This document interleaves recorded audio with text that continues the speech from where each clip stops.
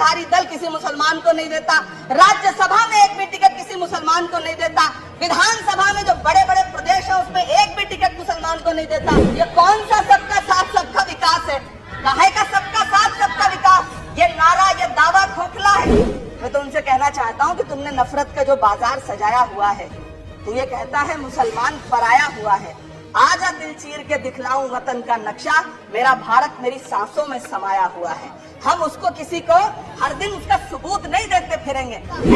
आप दुनिया के किसी दूसरे देश में अल्पसंख्यक अगर सफल होता है तो आप खुश होते हैं, मिठाइयां बांटते हैं, लेकिन अपने देश में अल्पसंख्यकों के खिलाफ किस किस तरह के नारे इसी दिल्ली और उसके इर्द गिर्द लगाए जाते हैं, क्या वो हम नहीं सुनते हैं?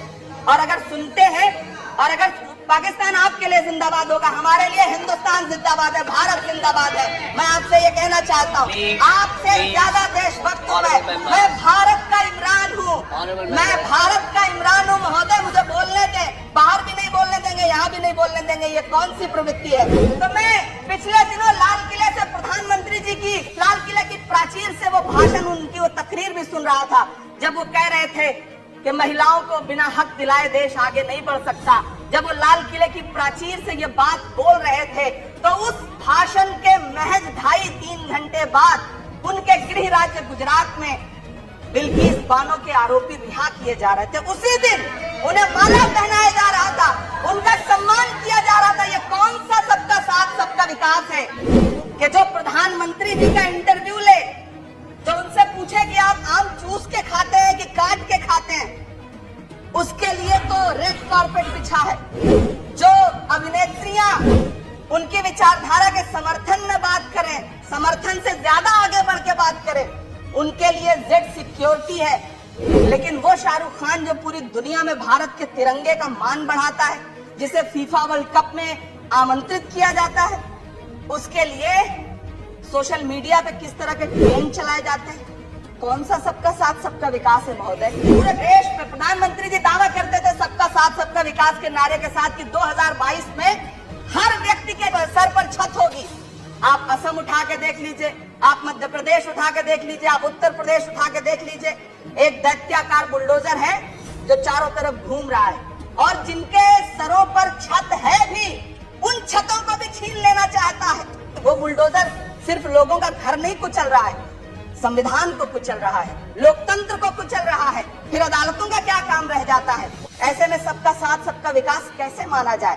संसद से महज 800 मीटर की दूरी पर जंतर मंतर पर खड़े होकर के कार्यक्रम आयोजित होता है, और एक व्यक्ति वहां खड़ा होकर के सीधे आह्वान करता है। दिल्ली पुलिस उस पर कोई कार्रवाई नहीं करती, उल्टा जो मीडिया उसको दिखाने का प्रयास करती है, उनको नोटिस भेजा जाता है। ये कौन सा सबका साथ सबका विकास है उपसभापति महोदय? उपसभापति महोदय, इसी दिल्ली में एक सांसद पाए जाते हैं, सत्ताधारी पार्टी के सांसद हैं, वो अपने कार्यक्रमों में सार्वजनिक मंचों पे खड़े होकर कहते हैं कि मुसलमानों का आर्थिक बहिष्कार करो।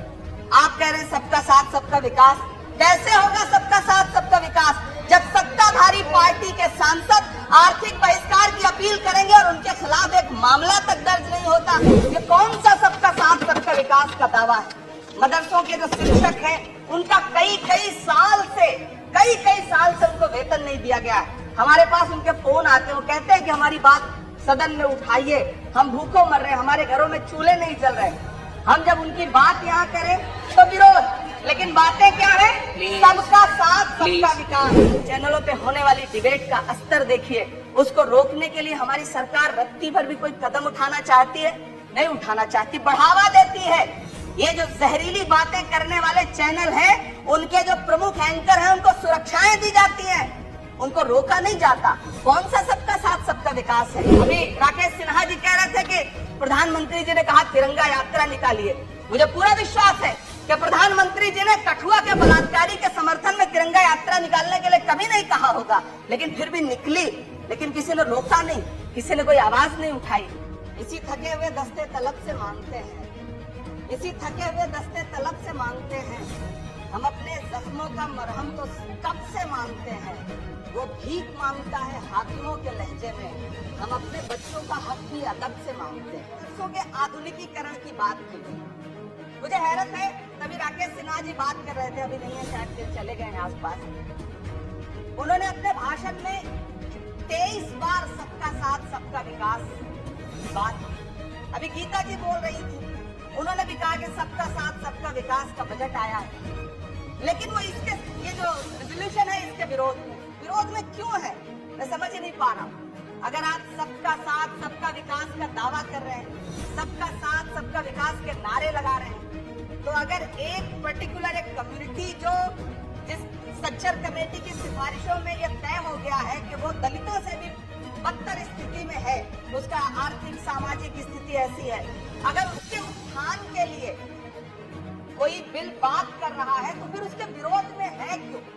दरअसल ये वही मानसिकता है जो लगातार काम कर रही है, जिसके तहत अमृत काल में भी जो बजट पेश किया जाता है उसमें जो अल्पसंख्यकों का बजट है उसमें 38% की कटौती की जाती है, और फिर कहा जाता है कि हम सबका साथ सबका विकास का दावा कर रहे हैं। मैं तो सभापति महोदय बचपन से जिस विद्यालय का पढ़ा हूँ वहाँ संस्कृत का एक श्लोक सुना करता था कि यत्र नार्यस्तु पूज्यन्ते रमन्ते तत्र देवता।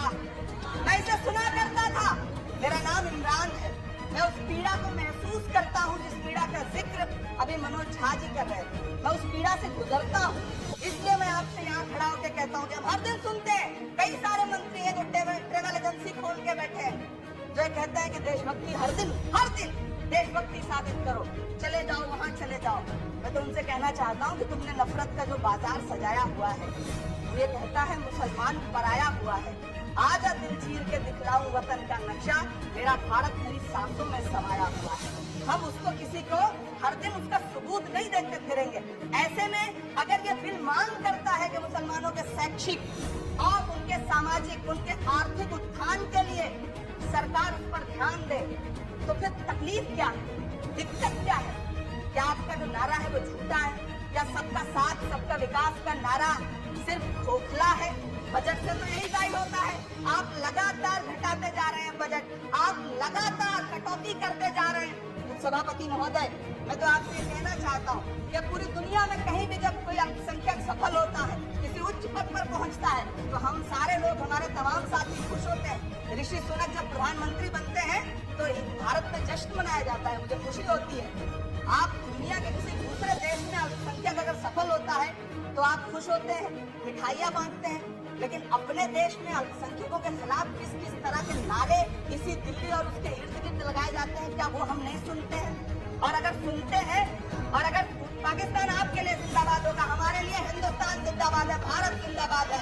मैं आपसे ये कहना चाहता हूँ, आपसे ज्यादा देशभक्त हूँ मैं भारत का इमरान हूँ, मैं भारत का इमरान हूँ। महोदय, मुझे बोलने दें, बाहर की नहीं बोलने देंगे, यहाँ की नहीं बोलने देंगे, ये कौन सी प्रवृत्ति है?